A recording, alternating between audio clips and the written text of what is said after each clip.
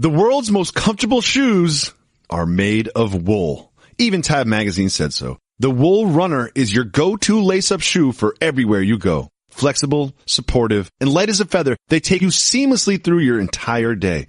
The Wool Lounger, it's a breathable, lightweight, slip-on shoe that's perfect for everything from a red-eye trip across the country or your favorite sport event. Comfort, style, and sustainability do not have to be mutually exclusive. Allbirds is dedicated to making stylish, comfortable footwear using premium natural materials designed for life's everyday adventures. Less is more, which is why Allbirds doesn't include any unnecessary logos or detailing. Instead, Allbirds designs the simplest, most comfortable shoe they could using premium sustainable materials without the premium price. Allbirds textile is made from superfine New Zealand merino wool using fibers that are 20% the diameter of a human hair. Think about that. So unlike the wool you may be used to, Allbirds breathable fabric regulates temperature and moisture without any itch. Allbirds merino wool is ZQ certified. That means it meets the stringent standards of sustainable farming and animal welfare. In other words, no sheep were harmed in the making of these shoes. With the holidays right around the corner, it's time to consider Allbirds as a gift for someone on your list or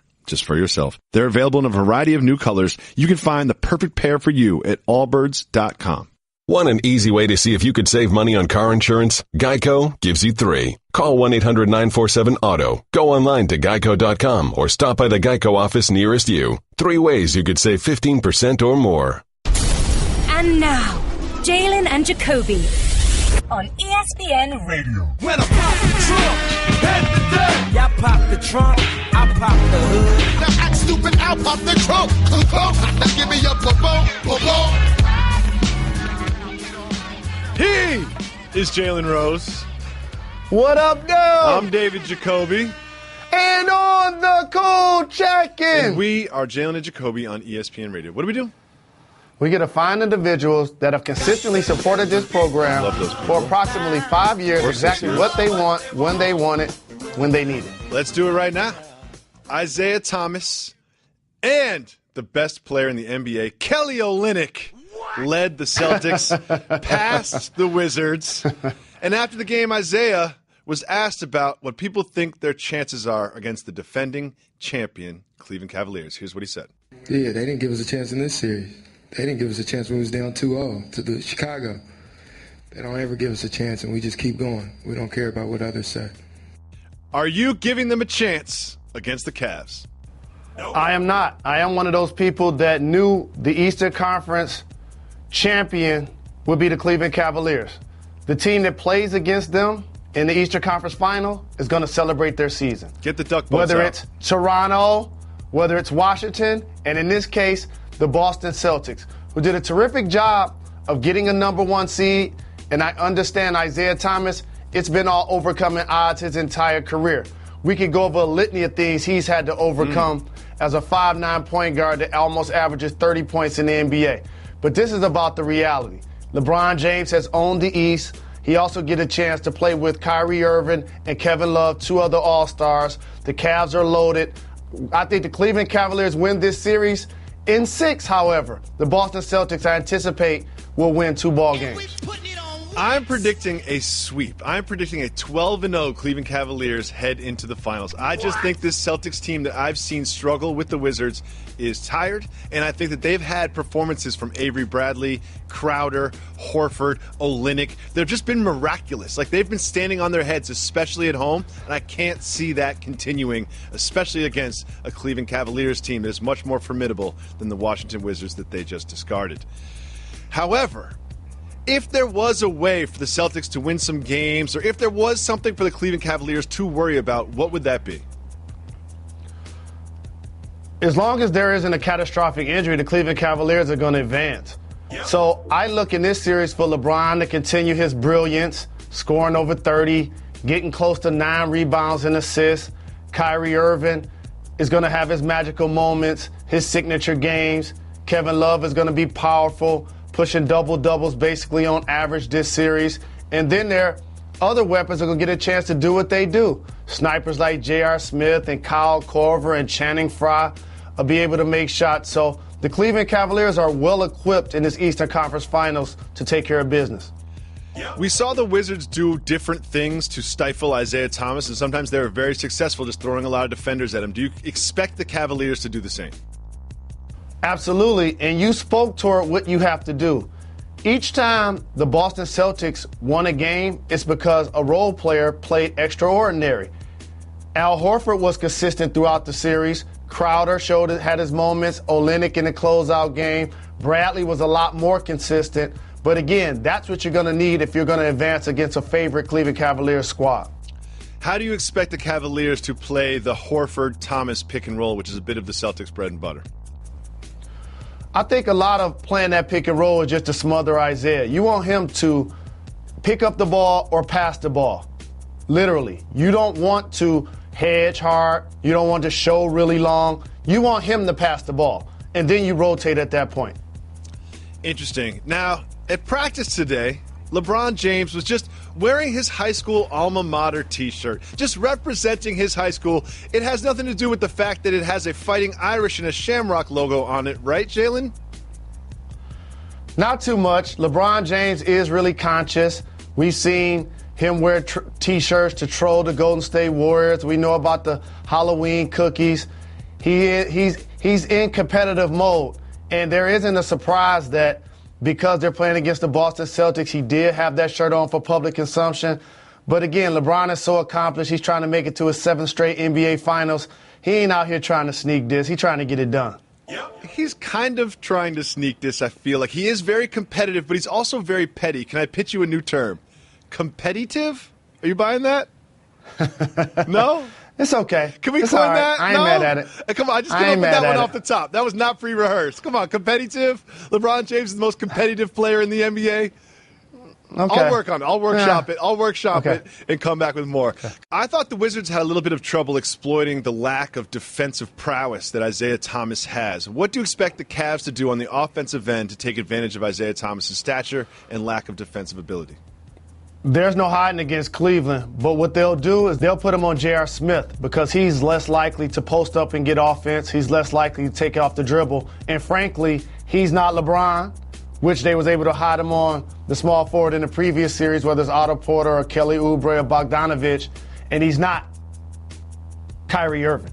So based on that, you picked a lesser of the three based on what their output and how they're going to get their numbers. You put him on J.R. Smith. Do you expect the Cavs to go outside of their normal offensive patterns to try to post up J.R. Smith if that's the case? I don't think they have to. I don't think they need to because Kyrie Irving is one of the best one-on-one players in the game, truly one of the best finishers at the hoop, and LeBron has been so dominant. And J.R. Smith is a catch-and-shoot player. They rely on penetration so the defense can sink into the paint. Therefore, you kick out to the three-point shooters. J.R. Smith is still be a beneficiary regardless. And we saw in Game 1 of the Western Conference Finals, the Warriors team had plenty of rest, and they were waiting, and the Spurs were coming right off eliminating the Rockets. And the Spurs kind of carried some of that momentum into Game 1, being dominant in the first 3 quarters. Could we see anything like that happen, where the Cavs look a little rusty, the Garden crowd is on their feet, and the Celtics just sort of ride on the momentum of their performance in Game 7 against the Wizards? Actually, no. Why is that? Because the Cleveland Cavaliers are on the collision course with the Golden State Warriors to make it to the NBA Finals. The Boston Celtics are in a unique position because they're playing in the Eastern Conference Finals, plus their lottery fortunes are right in front of them. If you are Kevin Love, is there a little tiny part of you that's like, oh man, they got that Kelly Olynyk dude, he's going to try to break my arm again? No, he's looking at Kelly Olynyk like, I'm supposed to be the white forward for the Celtics balling out in the playoff games. What about me? That's a great point. Blue Moon is brewed with Valencia orange peel and a touch of coriander.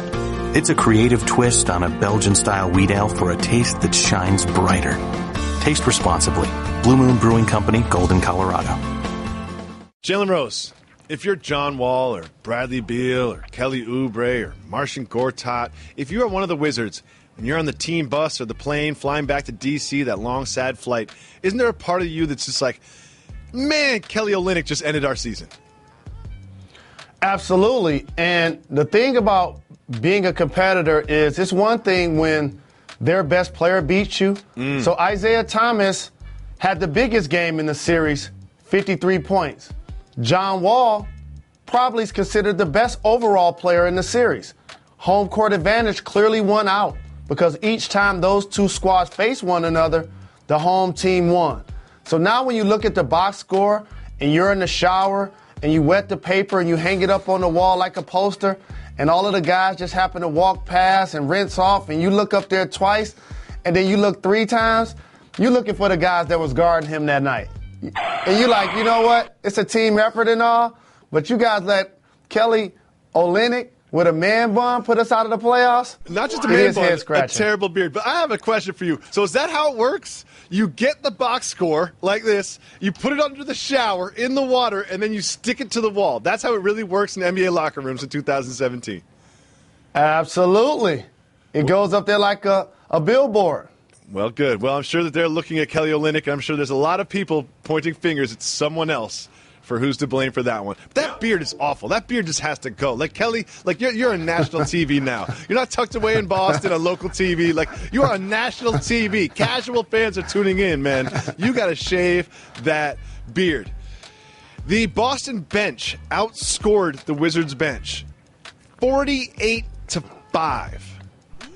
What do the Wizards do to bolster their roster heading into next season? I'm surprised by that margin. Not truly surprised that Washington didn't get a lot of production off their bench. It's something that's plagued the team the entire season. They did a really good job acquiring Bogdanovich during the year, drafting Oubre, drafting Otto Porter, drafting Bradley Beal, and obviously they took John Wall as the number 1 overall pick a handful of years ago. So up front with Marcin Gortat, you want him to play more dominant, but if you can't have one of the dominant centers in the game, he is a guy that could get you a double-double, should get you a couple of blocks. But as you mentioned, they must get some consistent depth off of their bench to take a lot of pressure off their starters. You know, I always say the best interview is, an athlete after a win. And some of the more interesting interviews come from an athlete after a loss. Marcin Gortat had a very difficult Game 7. And afterwards, he was a little agitated, and he was saying that the center is devalued in today's NBA. Is there some truth to what he's saying? There's some truth to what he's saying, unless your name is Karl Anthony Towns, Anthony Davis, Boogie Cousins. Guys that can punish a small lineup. Here's what it boils down to. A big guy now has value in a pace and space type of game. If you notice, look at a team like the Clippers, DeAndre Jordan. Look at a team like the Golden State Warriors, JaVale McGee. Look at the Cleveland Cavaliers, Tristan Thompson. You need that guy that off a pick and roll action, whether it's the first pick and roll or the second pick and roll, where a guy's barreling down the middle of the paint, 3-on-2 basically, with 2 guys behind the 3 line and or 1 guy on the baseline. You need somebody that can catch a lob. Yeah. And so now that sucks in the corner defender and you get the kick out pass. So based on that, that's not truly the kind of athlete that Gortat is. So if you're not that type of athlete, sometimes you get put in a sunken Dwight Howard type of place. It's like, I can't really punish my guy on the block. I'm a really good athlete. I'm a really good rebounder, but I'm not able to punish a smaller lineup enough to where my team wants to slow down everything they're doing and throw me the ball inside. So for Gortat, he has to become that guy that's going to get rim runs, that's going to get duck ins, that's going to get quick post-ups and punish the opponents. Therefore, you know what the guards do? Get in there. We got you. Get in there. And you know what guards do when you ain't scoring? Get out of there. Get out of there. It is interesting. It's almost like I wanted to pull him aside and be like, Gortat, the center isn't devalued. It's centers like you that are devalued. It's not. It's like you have to shoot on the offensive end or, like you said, get those rim runs and dunks. Also, the defensive end, you don't have to be able to stop Russell Westbrook from driving to the hole, but you also have to not embarrass yourself when you do get switched onto a guard. And a lot of the people that you mentioned, Tristan Thompson comes to mind. Look, they're not going to start the game guarding point guards, but if they find themselves guarding one, they can at least hold their own, unlike Marcin Gortat. But again, everybody's upset after a loss. And that's what makes Draymond Green so valuable in today's game. A player that's 6'7", that's guarding 6'11" players and above, whether they play the power forward or center position, able to get the rebound, and on the other end, lead his team in assists. So if you don't have a guy that can give you offense and take advantage of him, then all of a sudden we might as well play pace and space. Paul George was on Jimmy Kimmel's show, and he was talking about working out with Kobe, and Jimmy Kimmel was kind of prodding him about playing for the Lakers. Is Paul George a little too loose with the talk about coming to play in L.A.? I don't think so. His free agency is pending. He was on Jimmy Kimmel. We all know that he was on the show because the producers realized he's going to be a free agent. It's one of those perks with being in Los Angeles. It's kind of like, let's get Paul George on the show to show him what it'll be like to be out a Los Angeles Laker. If he's getting on our show and he's not even on the roster, let's show him what it'll be like. So all that is a precursor to them. That's really a precursor to the Los Angeles area recruiting Paul George to come play for his hometown team. It's just interesting to me. If I'm a Pacer fan, I'm falling out of love with everything that Paul George does. Isn't that fair to say? Like, if I'm a hardcore Indianapolis Pacers fan, I'm just going to be like, you know what? I don't know if I like him out in LA all the time, talking about playing with other teams. He's on contract to be in the Pacer uniform next year. Shouldn't that be his sole focus? He didn't. I would tell you don't overreact to it because he's going to be a free agent, and those questions are going to be asked until the deal gets done. It's just really how it goes. I think that's fair. There's going to be a Goodyear winged foot logo on the Cleveland Cavaliers jersey next season. First of all, it's an excellent logo, and I support it. Second of all, Goodyear is born and built out of Akron, Ohio, home of LeBron James. Do you have a problem with logos on uniforms in the NBA? Keep getting them checks. It's no different from NASCAR or stock racing. The bottom line is if it infuses more money in the game, more power to you. I think that's how it works. Like, I think all the players are like, wait a second, there's a logo here. They're like, does that count as basketball-related income that we all split? And once they get the yes, they're like, oh, okay. We got some more room for logos around here, too. We can put some on the chest. We can put some logos on the shorts. I'll put logos on my socks. Like, what do y'all need? How much for a tattoo? What are we talking? First highest bidder. And while we're talking about logos, you know we have to talk. The Detroit Pistons remixed logo that looks exactly like the old logo. Does this logo have you fired up for another year of Pistons basketball?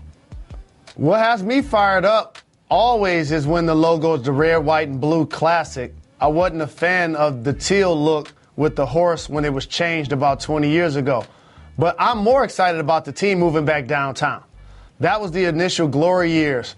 My biological father, Jimmy Walker, the number one pick out of the Pistons of the 1967 draft, playing in an all-star backcourt with future Hall of Famer Dave Being, one of the all-time legends at heckling opponents, Leon the Barber in the stands. It was almost like the Soul Train line or a red carpet watching people come to the game with their suits and their bell bottoms and their big hats and fur coats.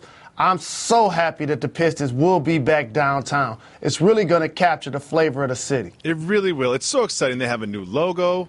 They have a new arena. Now they just need a new team, and they are good in Detroit. Blue Moon is brewed with Valencia orange peel and a touch of coriander. It's a creative twist on a Belgian-style wheat ale for a taste that shines brighter. Taste responsibly. Blue Moon Brewing Company, Golden, Colorado. Jalen Rose, ESPN announced that Peyton Manning will be the host of the ESPY Awards, a special 25th ESPY Awards edition. Are you excited about Peyton Manning's potential as the ringleader at the ESPYs? I'm excited about his potential. I think he's going to do a good job. You saw him in multiple gigs where the writing really catered to his comedy, whether it's on Saturday Night Live or in commercials. I think the ESPYs will provide him with quality writers to make him look like a funny individual when he's on the stage. I'm looking forward to the show. I think Peyton Manning is going to be an excellent ESPY host. He is hilarious. Like you said, his commercials are always funny and good. His Saturday Night Live is always funny and good. He's got a special brand of humor, like sort of a witty, kind of like sarcastic, heady humor. I think he will be good. And I know the people that produce that show, and they always do a great job. Shout out to Maura Mant and Maggie Vision. This is intense and personal to me, Jalen. Are you prepared? Antonio Cromartie has just announced that he's expecting his 14th child. It is his 6th child with his current mate, and this is his 2nd child after he had a vasectomy. I do not want any more children. I have so many children. I need no more children. I have no more room for children, no more time for children, no more money for children. I am considering having a vasectomy. However, hearing this is making me think twice. Jalen Rose, should I get a vasectomy?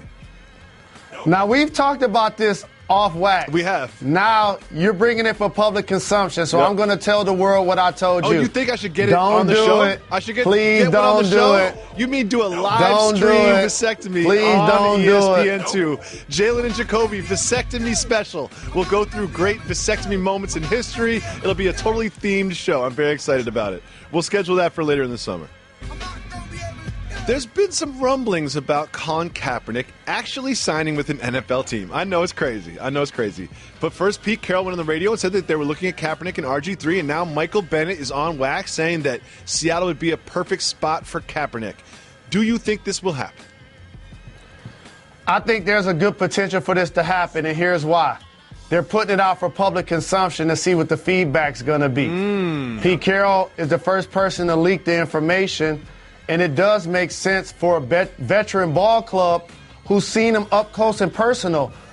But there used to be a time where people were comparing Russell Wilson to Colin Kaepernick.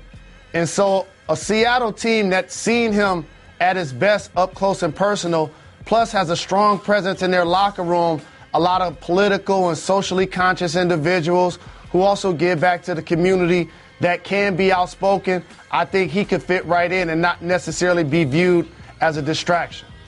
You don't have to be an NFL analyst or a specialist that's watched every single piece of film that's analyzed quarterbacks for the last decade to know this, that Colin Kaepernick would be a better backup for the Seattle Seahawks than RG3. Do you think they are just bringing up the RG3 name to help potential negotiations with Kaepernick, or are they seriously considering it? No, I think it's what I said. I think they're putting it out there to see the kind of feedback they're going to get from the media and from fans. If you're comparing the two players, RG3 has shown that he clearly can't stay healthy. Legendary comedian Monique was on the legendary Apollo stage, and she took some shots at some legends. She went in about how Tyler Perry, Oprah, and Lee Daniels have blackballed her from Hollywood. My question for you is this. Should she just stay keeping it all the way real, or should she tread carefully when dissing Hollywood power players? I think she should say what's on her heart and say what's on her mind. She's fighting for a career, putting herself in a position to take care of herself and those that she loves. And if she feels that she's being slighted by individuals in one way, shape, or form, if she doesn't speak up for herself, who will? I like it. Good point. That's how I feel as well. You do you, Monique. You do you. Oscar-winning Monique. Now we have this. James Harden famously was partying after Game 6 when he was eliminated by the Spurs. And now he was at Meek Mill's birthday party at Live in Miami. Now, like everybody does on their birthday, they have a professional film made set to music about their birthday party. I'm excited to do this next time I turn 40. However, do you have any problem with James Harden's high-profile partying? I don't. The season is over. He's staying true to character. It's something that he likes to do. He makes a lot of money playing professional basketball. And if he wants to go out and clubbing seems to be what he likes to do and want to have fun, let him do him. Do him. There's an Australian property tycoon in Australia who's got all the money, all the properties. He's rich. And he says that millennials, young people, don't have homes because they're spending too much money on coffee and avocado toast. Jalen Rose, do you know what avocado toast is, and have you ever tried it? I know what toast is. Okay. Especially in the toaster, it's the best. Boom, boom. I know what an avocado is. That's basically it. So in particular, they come on a salad. So I just say you pull the ends off the bread and you put the avocado right in the middle. Jalen Rose, culinary expert. Right now, we're going to open up our 1-800-Flowers Twitter feed and our voicemail line. You can send us questions via Twitter to @Jalen and Jacoby. You can leave us voicemails at 985-80-JALEN. We take your questions because on this program, we have a very simple motto. We give the people what they need. We give the people what they need. Let's listen to the first voicemail. Hey, Jalen Jacoby, what's going on? Soft move and boss move. I'm a pharmacist at work and making this call right now. What is it to this rumor that I'm hearing that Blake Griffin, Gordon Hayward may all be going to the Lakers, and maybe they possibly draft Lonzo Ball? That'd be a boss move. Let me know what y'all think. Peace. First of all, we always commend people that get paid to listen to Jalen Jacoby. Yep. And if you're getting paid to call Jalen Jacoby and it makes the show, shout to you. But some tells me that you might be dabbling in some of those pills that are around there at your job, because I don't hear anything about Gordon Hayward and Blake Griffin and Lonzo Ball all going to the Lakers. Is that something that you know about, Jalen? Here's the deal. It's the offseason. Blake Griffin plays in the same building as the Lakers, but for another team. Gordon Hayward is going to be a high-profile free agent, but it would cost him like $45 million and another year of his contract to leave the Utah Jazz. And the Lakers possibly could end up with Lonzo Ball, who is a terrific young prospect. But with that being said, along with Paul George, I would think if you're looking at rosters, I'd rather go play with Chris Paul and DeAndre Jordan than D'Angelo Russell and Julius Randle at this point of their careers. Thank you so much for the call. Definitely a boss move calling Jalen Jacoby while you are at work. Next question. And you know what else make that a boss move too? He didn't say his name. He didn't say his location. Of course, because he was at work. He's trying to stay low-key firing. Next question that we have is from High Contrast. He said, my homies have been saying doing yoga helps them during recovery from ball. Yoga as a basketball workout, soft move or boss move? I know you're passionate about this, Jalen. 1,000% boss move. Yoga unlocks your body for you, your hips, your back, your knees, puts you in positions that you would never likely be in. I come from an era where you would walk on the floor and you would jog up and down a few times in a few possessions, and then when you warm up, you start sprinting. We used to work out. Athletes nowadays, they train. It's about compression. It's about efficiency. Adapt to yoga. That should be a part of your program. Let's listen to the next voicemail. What up, though? What's up? My name is George Pies. I'm an actor from L.A., born and raised. I just want to give Jacoby a shout-out for talking about Bill and Ted's Excellent Adventure. That is dope. That's one of my favorite movies of all time. And maybe we should ask Jalen if he knows what is the storyline to that movie. Maybe he knows. That's it. Talk to you guys later. Peace. Brace yourself. Jalen Rose is about to explain a movie plot. Shout to George. Using George's vernacular, what is the storyline to Bill and Ted's Excellent Adventure? It sounds like Bill and Ted had a day without the wife and the kids. Yep. And they just decided that, you know what? Let's spend some quality time and do some things we wouldn't normally do. Like what kind of things did they do, Jalen? So they jump in the vehicle. Yep. And they move to Beverly Hills, that is. And what an adventure. And all of a sudden. What happened? And then all of a sudden, before you know it, they're doing things they wouldn't normally do with the family not around. A lot of bad habits. Yeah. Some going drinking. After women and the drinking and And then trouble hits, Jalen. And then trouble hits. What happened? And then the trouble hits. And then you crash and burn, and then you call the missus or the mate and you ask them to take you back. It is the perfect summary of the Bill and Ted's Excellent Adventure plot with Jalen Anthony Rose. Thank you so much for the call, George. I hope that made you happy. Next question we have is from Twitter. That question is this. From Michael. Soft move or boss move? Breaking up with a girlfriend because she doesn't like Jalen Jacoby. That's a soft move. That's a soft move. You don't have to like all the same things that your significant other likes. In fact, that's part of what makes it fun. And you know what? Liking different things gives you a little bit of time to yourself. You get a little piece of your life that's just for you. There are shows that I watch that my wife doesn't like, and you know what that means? That means when she leaves and the kids are asleep, that is my time to sit down and watch my terrible shows that my wife doesn't like. There's something nice about the sanctuary of that piece of art that you have just to yourself. And to you, Michael, that piece of art, that high quality artistic expression that you get to enjoy without your wife, that, or girlfriend, that is Jalen Jacoby on ESPN Radio. And also, too, family, friends, loved ones, respect your differences. And appreciate the fact that there aren't any perfect people. And there's a saying that a lot of times that people are as faithful as their options. And then a lot of times men and or women, they don't settle down, they surrender. It's okay if she doesn't like Jalen and Jacoby. Yeah. It's just fine. You put on your headphones while you're at work. You listen to the show. You watch it in the morning when she's asleep or she's at work. You DVR it if you want to watch it late at night. Because we still give the people what they want. She just won't be getting it. Exactly. Next question we have is a brilliant soft move or boss move. These are some of my favorites, the ones that are just like, just speak to me. This one's from Anthony. Soft move or boss move? Waiting for the cashier to look before putting money in the tip jar. I do that every single time.